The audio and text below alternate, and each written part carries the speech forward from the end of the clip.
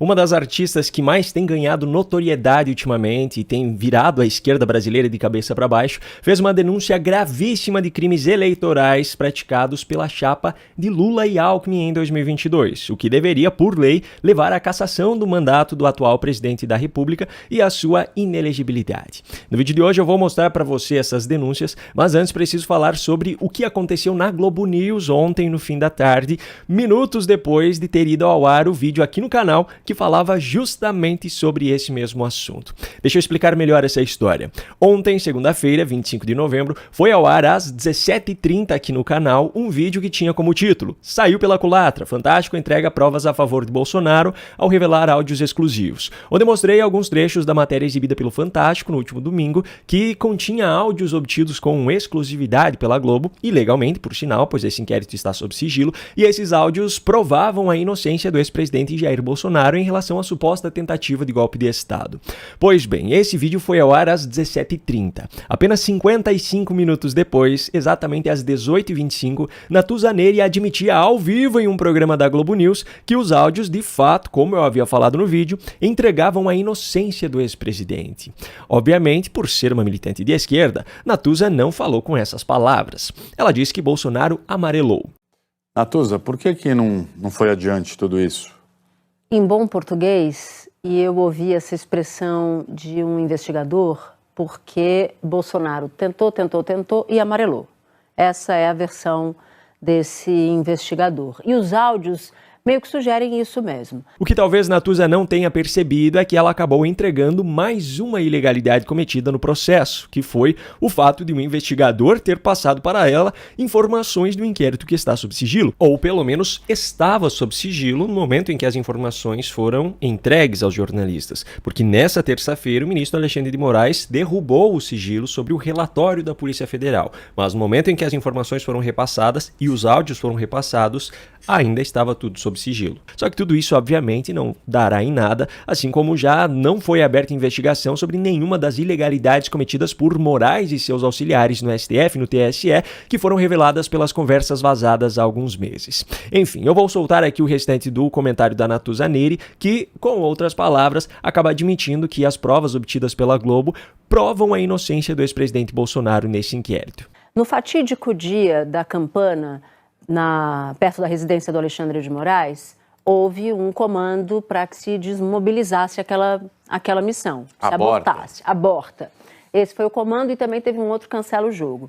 E muita gente falou na época que o motivo teria sido uma sessão do Supremo que acabou mais cedo. É claro que não foi a sessão do Supremo, porque já se sabia desde cedo que aquela sessão acabaria mais cedo, e que Alexandre de Moraes, portanto, sairia mais cedo da sessão. O motivo foi que havia uma expectativa deste grupo, do qual eles fazem parte, de que Bolsonaro assinasse o decreto do golpe.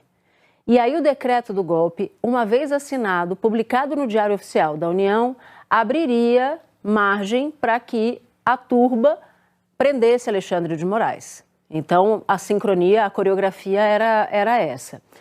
Esses áudios ajudam a gente a entender algumas coisas. A primeira é que, de fato, Mário tinha acesso diário, porque estava no Palácio do Planalto ao presidente da República, discutia o golpe, aparentemente, com total desenvoltura, mas havia uma expectativa de um grupo, e o relatório da semana passada da PF deixa isso mais ou menos claro, quando diz que, a partir do documento do plano do golpe que foi flagrado, que foi capturado numa busca e apreensão, que o objetivo era dar ares de legalidade ao golpe.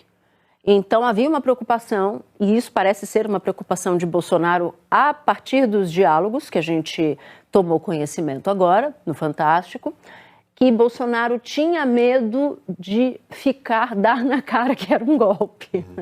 É tipo, toca o terror na República, toca fogo e aí decreta uma GLO, algo assim. É pensar torto por linhas tortas, porque Não existe nenhuma possibilidade de se dar áreas de legalidade a um golpe, seja por estado de defesa, seja por estado de sítio. Golpe é golpe, né? Não tem golpe Nutella e não tem golpe raiz. Golpe é golpe. O pior de tudo ainda é ter que ver uma pseudo-jornalista falando como se fosse uma especialista em Constituição. Ora, estado de sítio ou qualquer outra medida prevista na Constituição, pelo fato de estar justamente prevista na Constituição e ter todo um processo que precisa ser seguido, não pode ser considerado como golpe de Estado, mesmo que praticado. O golpe, nesses casos específicos, não passa de mais uma narrativa criada pela esquerda brasileira, assim como o impeachment de Dilma Rousseff, é chamado até hoje por eles, inclusive pelo próprio Lula, de golpe. Portanto, quanto mais Natuza fala sobre esse inquérito e traz suas informações exclusivas, mais ela entrega a inocência de quem eles estão tentando incriminar e mais ela entrega as ilegalidades que eles mesmos estão cometendo. Só que tudo isso que eu estou falando é com base na legislação brasileira. O que vai acontecer na prática já é outra história, pois os ministros do Supremo Tribunal Federal, que deveriam zelar pela Constituição, são os que mais estão a rasgando. Por falar em ilegalidades, vamos ao assunto que eu prometi lá no início do vídeo. Gravíssimas denúncias foram feitas em um podcast que foi ao ar na noite dessa segunda e que, de acordo com a legislação brasileira, deveriam levar à cassação do mandato de Lula e à sua inelegibilidade. Quem fez essas denúncias foi Jojo Todinho, a cantora que recentemente revelou que é de direita e, a partir de então, passou a ser fortemente atacada e boicotada pela esquerda. Veja só o que ela disse no Conversa Paralela dessa segunda. A pergunta foi essa aqui. Mas você já teve alguma proposta para apoiar algum político? Já tive. Jojo respondeu com a proposta que ela recebeu, mas recusou e ainda acusou outros artistas de terem recebido propostas e aceitado. Me ofereceram 1,5 milhão para fazer campanha quando Lula veio candidato a presidente. Eita, Jojo Todinho. Foi só pra você que isso foi oferecido? Não, para várias pessoas. Muitas pessoas. Todos os artistas que fizeram campanha política ganharam money. Ela ainda detalhou como foi a abordagem da campanha de Lula para que essa proposta fosse feita. mas como é que foi? Te ligaram, te mandaram e-mail? Conta um pouco mais aí. Para não deixar rastro, ligaram, marcaram um almoço, falaram que era trabalho. Quando eu cheguei lá, era para apoiar... Eu falei, desculpa, gente. Para apoiar o Lula na época das rolar. eleições. Isso aí. Em seguida, ela ainda endossou as acusações contra os influenciadores e as páginas de fofoca. Porque eles estavam pegando o quê? Os influencers, alguma coisa? Todas as pessoas que fizeram campanha, páginas de fofoca, que me atacam, todo mundo ganhou dinheiro para fazer campanha. Não era um movimento... E eu não aceitei. É claro que se tratam de denúncias que precisam ser investigadas para saber se são verídicas. Mas se forem verdadeiras, as práticas reveladas por ela configuram crimes eleitorais cometidos pela chapa Lula e Alckmin. Primeiro, que pagar influenciadores para fazer campanha era proibido pelo próprio TSE. Segundo, isso não foi declarado na prestação de contas da campanha, até porque, como é ilegal, nem teria como declarar. Então isso configura ainda a prática de Caixa 2, que é crime. Terceiro, o próprio TSE decidiu em março de 2022 confirmar a inelegibilidade de Miguel Correia da Silva Júnior, candidato ao Senado em 2018, pelas práticas de abuso de poder econômico e captação ilícita de recursos, porque ele fez exatamente a mesma coisa. Pagou influenciadores digitais para alavancar a sua campanha. Então, se verdadeiras, as práticas denunciadas pela cantora estão previstas na legislação como crimes eleitorais e ainda há precedentes de condenações do próprio TSE em relação a exatamente o mesmo tipo de prática.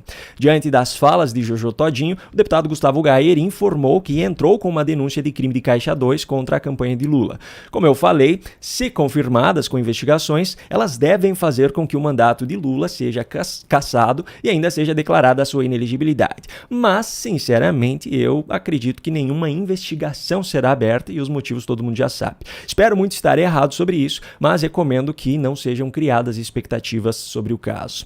Agora chegou a hora de você, que assistiu até aqui, fazer o seu papel para que essas informações cheguem a mais pessoas. Compartilhe esse vídeo com quem você acha que precisa saber disso e, se não tiver com quem compartilhar diretamente, clique em gostei, pois assim você já ajuda o algoritmo do YouTube a entender que o vídeo é relevante e assim recomendá-lo a mais pessoas. Um grande abraço e até a próxima.